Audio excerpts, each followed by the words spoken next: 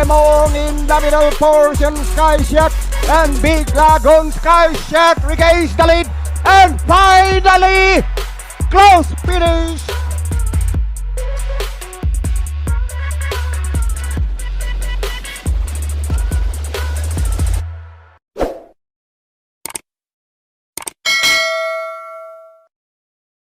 Good day bayang karerista, welcome back sa ating channel dito sa Karera sa Pinas. Muli tayong magbibigay ng ating mga kursunada, tips at analysis para naman sa magaganap na karera ngayong araw naman ng linggo, June 7, 2026, dito pa din sa racetrack ng Philippine Jockey Club sa Padre Garcia, Batangas. Magsisimula ang mga karera ng alas 2 ng hapon, meron tayong 8 karera. May 3 races tayo na lalargaan sa 1650 meters habang yung natitirang 5 karera paglalabanan naman sa distansyang 1300 meters. Meron tayong isang set ng winner take all, 2 set ng pick 6, isang set ng pick 5, isang set ng pick 4 at syempre nandiyan yung mga paborito nating exotics. Sa unang tingin, mukhang yamado ang karera natin ngayong linggo. May ilang karera ako nasilip na parang may isang lutang or lamang sa grupo habang yung race 2 naman ang pinakamahirap sa tingin ko. Kaya yung mga yamadista dyan, tingin ko ito na ang pagkakataong mag-times dahil mukhang yamado talaga ang karera ngayong linggo. Pero sa mga diadista naman dyan, syempre sama nyo pa din yung mga silip or kusunadan yung dihado dahil pag yan nakasilat, sigurado mag-iibang takbo ng karera at siguradong magagandang dividendo na ang kukubrahin nyo. With that said, magbigay na tayo ng giya, wag na natin patagalin pa, simulan na natin bayang karelista. Race number 1, start ng ating first set ng pick 6, races 1 to 6, isang 3-year-old Pilracom rating based handicapping system class 3 and 4, 42 to 56 and 57 to 70 merge, meron tayong 6 na kalahok. Dito sisinggaling ko na Couple Entries 2 and 2A, Otto Cruz at 2A na si Dame of Panya. Syempre, mas tinitignan ko dito yung undefeated na si Otto Cruz, kagabayan ni Patty Dilema, last May 16 sa Metro Turf. Nagtala ng 1 minute 24.2 sa 1400 meters kung saan tinalo niya si Sexy Bomb at Great Balls of Fire. Ito, 4 na dikit na panalo na to, impresibo lahat ng panalo. Ano pa bang masasabi natin dito? Napakagaling na kabayo, may mga bagong challenger siya dito pero tingin ko kayang-kaya niya pa din yung mga yan.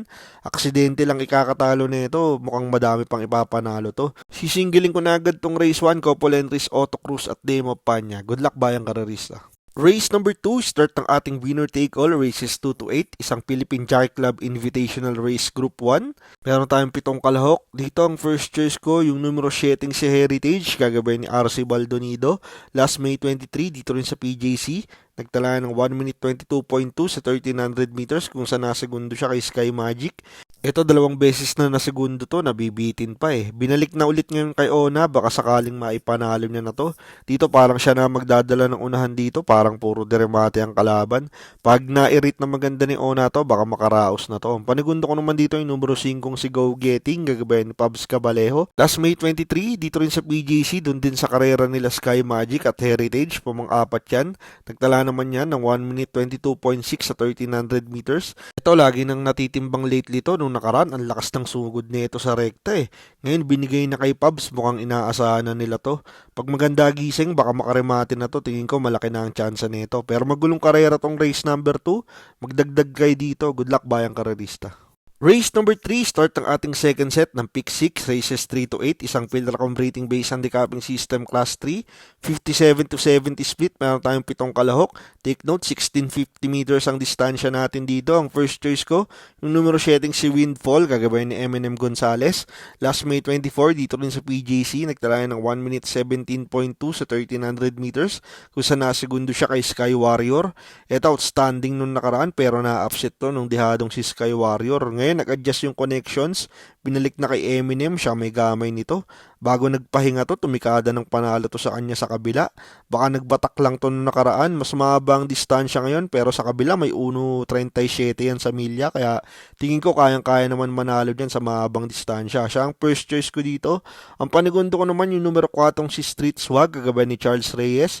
Last May 24, dito rin sa BJC. Sa karera nila Ace of Diamond at Andiamo Aferense, nagtala ng 1 minute 17 seconds sa 1300 meters kung saan pumanglima siya.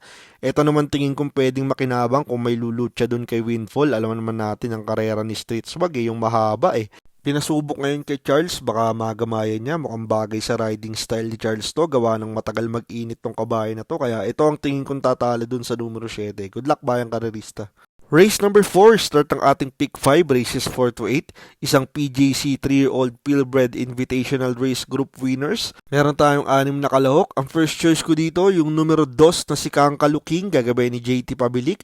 Last May 20, dito rin sa PJC, nagtala ng 1 minute 13.4 sa 1200 meters, kung saan tinalo niya si Animo Magnolia. Ito, nakita na natin yung bote na ito noong nakaraan. Baka magkomento pa tong kabayan na to. Dito, baka isunod lang ulit siya ni AJ. Mukhang mas bagay sa kanya tong distansya na to. Baka mabawian niya si Siling Labuyo. Yan ang first choice ko. Ang panigundo ko naman, yun na rin yung numero 1 si Siling Labuyo, kagabi ni Bumbum Villegas. Last May 6, dito rin sa PJC, nagtala naman niya ng 1 minute 14 sa 1200 meters, kung saan tinalo niya si Animo Magnolia at Kangkalu King. May best time naman yan sa 1400 meters na 1 minute 27.2.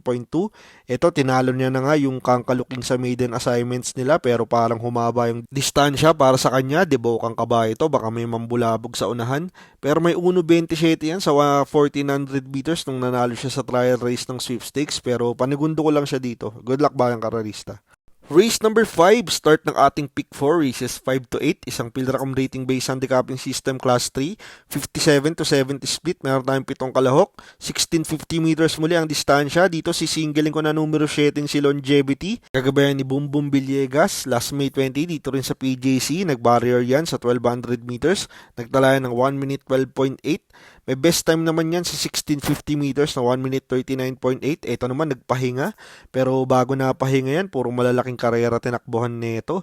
Dito pabor sa kanya yung distansya. Ito talaga distansya ni Longevity. Maganda pa numero. Para sa akin, mababa siya sa grupong to. Baka magbabatak lang to dito. Sisingilin ko na tong kabayan ni Vice Gov, numero 7 Longevity. Good luck bayang karerista. Race number 6, last daily double plus 1, isang Pilracom rating based handicapping system class 4, 42 to 56 split, meron tayong 6 na kalahok. Dito ang first choice ko, yung numero 6 na si Batang Kangkalu, kagabi ni JT Pabilik. Last May 23, dito rin sa PJC, nagtala ng 1 minute 21.4 sa 1300 meters, kung saan pumangsyam kila La Tropay at Elegant Lady. Ito, medyo malalakas yung nalalabanan noong nakaraan. Huling panalo nito dito rin sa PJC. Dito baka sakaling magkaroon ng hagaran sa unahan, ito tingin ko pwedeng makinabang na manggagaling sa likuran. Gamay ni AJ to, isa pa nasa labas yung numero, mas magaling pag sa labas yung numero nito Siya ang first choice ko. Ang panigundo ko naman dito yung numero 4 si Melania, kagabay ni JB Hernandez. Last May 23, dito rin sa PJC, nagtala naman yan ng 1 minute 20.2 sa 1300 meters, kung saan pumanglima naman siya dun din sa karera nila La Tropay at Elegant Lady. May best time yan sa 1300 meters na 1 minute 18.8. Ito, sumalida lang ng maganda. Ito, tingin kong pwede magdala ng unahan dito. Pareha sila nung 5 na mabagal sumalida Pero ito, pag lumundag ng maganda at mauna, pag walang bumalabog dito, tingin ko kayang-kaya din tumapos na ito. Kaya ito ang panigundo ko. Good luck bayang kararista. Race number 7, penultimate race, last daily double for the day. Isang Pilracom rating based handicapping system class 4, 42 to 56 split, meron tayong 6 na kalahok. Dito sisingle ulit ako yung numero 1 si Jack 14, gagabay ni JB Bakaykay. Last May 22, dito rin sa PJC, nag-barrier yan sa 1200 meters. Nagtala lang yan ng 1 minute 26.4. Ito, napahinga. Inangat na sa rating base, pero lagi nabebenta to nung maiden assignments niya. Mabibigat lang nakakalaban nito, sila Iron Edge. And take note, may 1.11 yan dito sa PJC sa 1200 meters, kaya tingin ko nung barrier nito hindi naman ginalawan. Baka tinago lang yung preba pero para sa akin lamang tong kabayo na to. Kinulang lang sa Venus to nung maiden assignments niya baka sakali dito makaraos na.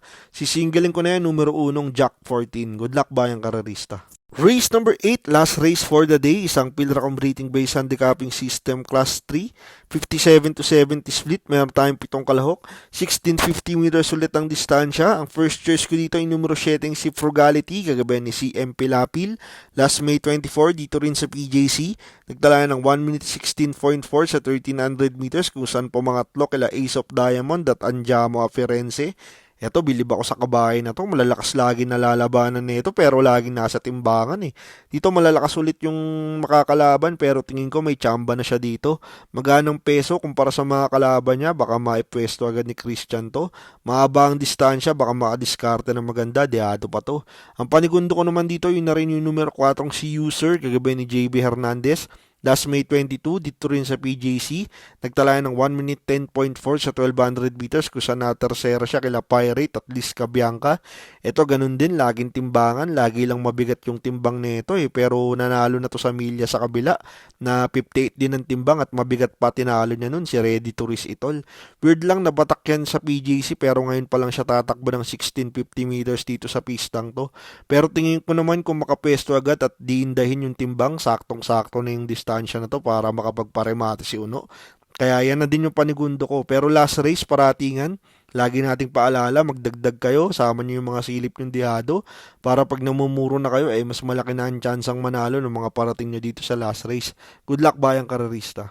At yan naman ang ating mga kursunada, tips at analysis para naman sa magaganap na karera ngayong araw naman ng linggo, June 7, 2026, dito pa din sa racetrack ng Philippine Jockey Club sa Padre Garcia, Batangas.